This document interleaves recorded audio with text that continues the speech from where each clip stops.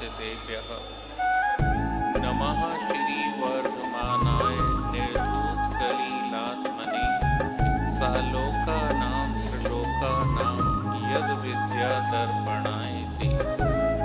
बोलिए अनंत अनंत सतप्रमेष्टि भगवान की। बोलिए चिंतामणि पार्श्वनाथ भगवान की। बोलिए वर्तमान शासन नायक भगवान महावीर स्वामी की। बोलिए परम पूज्य गुरुवर आचार्य विद्याभूषण सन्मति सागर जी महाराज की। बोलिए परम पूज्य गुरुवर आचार्य मेरुभूषण जी महाराज की। बोलिए आचार्य श्री गे सागर जी महाराज की। बोलिए जति जी महाराज की।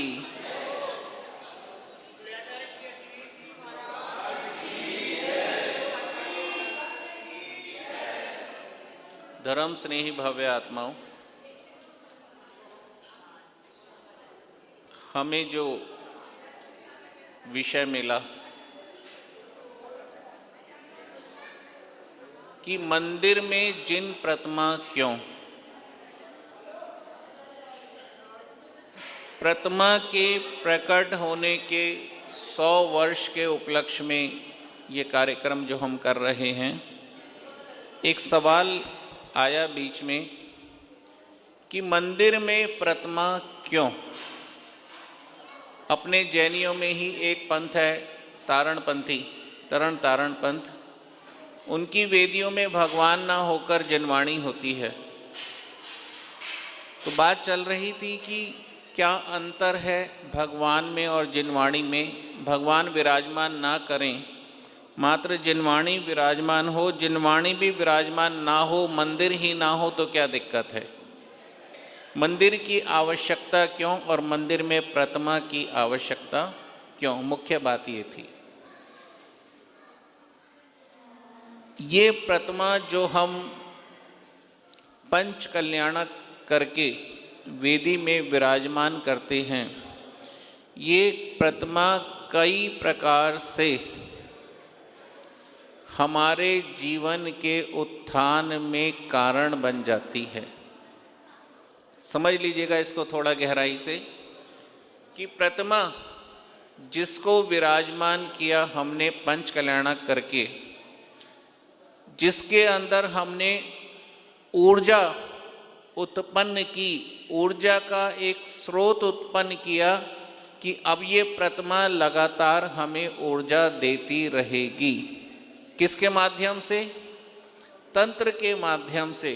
पंच कल्याणक में जो तंत्र क्रिया हमने इस प्रतिमा पे की, उसके माध्यम से हमें अब लगातार इस प्रतिमा से ऊर्जा मिलती रहती है। सर्वप्रथम जब जीव मंदिर आता है तो प्रतिमा का सामान्य अवलोकन करता है, या उसको कहें कि बाह्य से दर्शन कर लेता है। प्रतिमा बहुत सुंदर है, वाइट पाषाण की है, मुस्कुराती हुई लग रही है, पद्मासन अवस्था में है। अन्य अन्य प्रकार से हम इस प्रतिमा का बाह्य गुणगान करते रहते हैं। वहीं जब जीव मंदिर में आना प्रारंभ कर देता है और प्रतिमा के स्वरूप पर, यानी ये कहें कि अरिहंत भगवान के स्वरूप पर चिंतन प्रारंभ कर देता है। पहले बाह्य से देख रहा था, अब कहाँ से देख रहा है? अंतरंग से। पहले दृष्टि बाह्य पर थी, अब प्रतिमा के गुणों पर, प्रतिमा में जो गुण विद्यमान हैं, अब उन गुणों पर जब दृष्टिपात होता है तो उसे कहते हैं जिन दर्शन। क्या कहते हैं उसको? जिन दर्शन। पहले हमने किया था सामान्य दर्शन, अब जब अंतरंग में हमारी यात्रा प्रारंभ हो गई तो अब वो कहलाया जिन दर्शन। और जब जिन दर्शन करते करते जीव और आगे की ओर बढ़ता है, जब यात्रा और आगे की ओर चलना प्रारंभ कर देती है, तब समझ में आता है कि ये सारे गुण तो मेरे अंदर भी विद्यमान हैं। एक ऐसा गुण अरिहंत में नहीं है जो मेरे अंदर ना हो। अरिहंत के सारे गुण मेरे अंदर हैं, मेरे सारे गुण अरिहंत में हैं। तो फिर अंतर क्या है, ये इतना ऊपर क्यों विराजमान है और नीचे बैठा मैं इनके हाथ क्यों जोड़ रहा हूं, इनकी वंदना क्यों कर रहा हूं। तब ये समझ में आया कि इन्होंने, पार्श प्रभु ने अपने गुणों को प्रकट कर लिया है और मेरे गुण अभी अप्रकट अवस्था में हैं। इस प्रकार का जब हम तुलनात्मक चिंतन करते हैं भगवान का और अपना, तब ये समझ में आता है कि मैं भी अरिहंत के समान हूँ। मैं चाहूँ तो मैं भी अरिहंत बन सकता हूँ। मेरी आत्मा में भी वो शक्ति है जो मुझे अरिहंत बना सकती है। इस प्रकार का जब चिंतन होता है तो उसे कहते हैं निज दर्शन। अब किसका दर्शन होने लगा? किसका दर्शन होने लगा? निज का दर्शन होने लगा। और जिसको निज का दर्शन हो गया, नियम से उसे सम्यक दर्शन होगा ही होगा।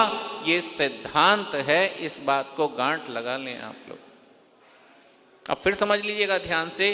तो सर्वप्रथम अगर हम ये कहें इन प्रतिमा का हमारे जीवन में क्या रोल है, ये प्रतिमा मुझे मेरा एहसास कराती है, ये प्रतिमा मुझसे मेरा परिचय कराती है, ये प्रतिमा मुझे मेरी याद दिलाती है। ये सबसे बड़ा रोल है हमारे जीवन में इस प्रतिमा का। आई बात समझ में? दूसरा, जब हम इस प्रतिमा का अभिषेक करते हैं, आप ध्यान से सुनिएगा 2 मिनट के लिए, कि आप ध्यान से देखें पार्श्वनाथ भगवान के ऊपर ये जो शिखर बना हुआ है वेदी का, इस वेदी का जो शिखर है, इसका जो कलश है वो किसका होता है? तांबे का। किसका है वो? तांबे का। और इस वेदी के ऊपर एक गुंबद है, उस गुंबद के ऊपर एक शिखर बना हुआ है और उस शिखर के ऊपर भी एक कलश लगा हुआ है, वो भी किसका है? तांबे का। और तांबे की एक प्रॉपर्टी होती है भैया, तांबे की एक प्रॉपर्टी यानी कि एक गुण होता है तांबे का, कि तांबा कभी भी नेगेटिव ऊर्जा को खींचता नहीं है, हमेशा पॉजिटिव एनर्जी को ही खींचता है। ये तांबे का गुण है, कभी भी नेगेटिव एनर्जी सक नहीं करता। इसलिए आजकल तो हम लोगों के पास पैसे की बरसात है, हम लोग चांदी के कलश रखने लगे, सोने के कलश रखने लगे। नहीं तो पहले विधानों में या तो माटी का कुंभ होता था या तांबे का कलश होता था। और आज भी सिद्धि के लिए, आज भी कार्य की सिद्धि के लिए जो कलश विराजमान किया जाता है वो तांबे का ही किया जाता है, क्योंकि उसकी प्रॉपर्टी है कि वो कभी भी नेगेटिव ऊर्जा को नहीं खींचता। अब जो ऊपर कलश लगा है, जय भैया, जो सबसे ऊपर कलश लगा है वो वातावरण से पॉजिटिव एनर्जी खींच रहा है। और खींच के वो पॉजिटिव एनर्जी कहाँ जा रही है? शिखर के अंदर। और शिखर के माध्यम से होती हुई गुंबद तक आती है, आप समझना ध्यान से।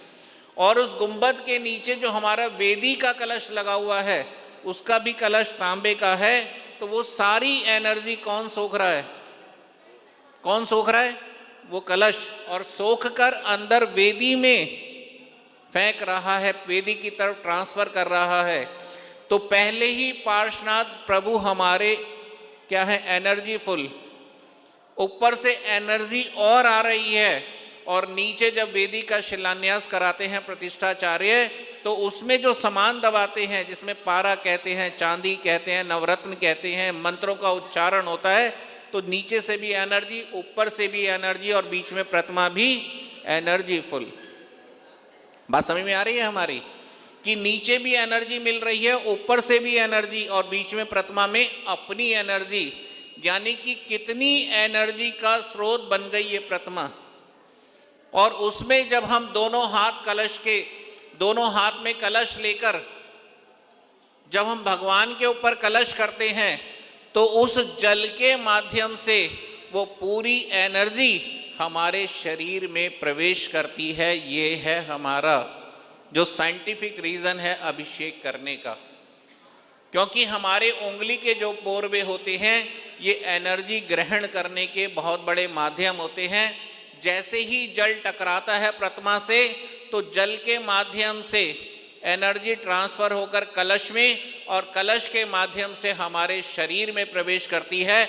हमारे शरीर की नेगेटिव ऊर्जा समाप्त हो जाती है और जब हमारे शरीर में पॉजिटिव ऊर्जा होती है तो विचार पॉजिटिव आते हैं।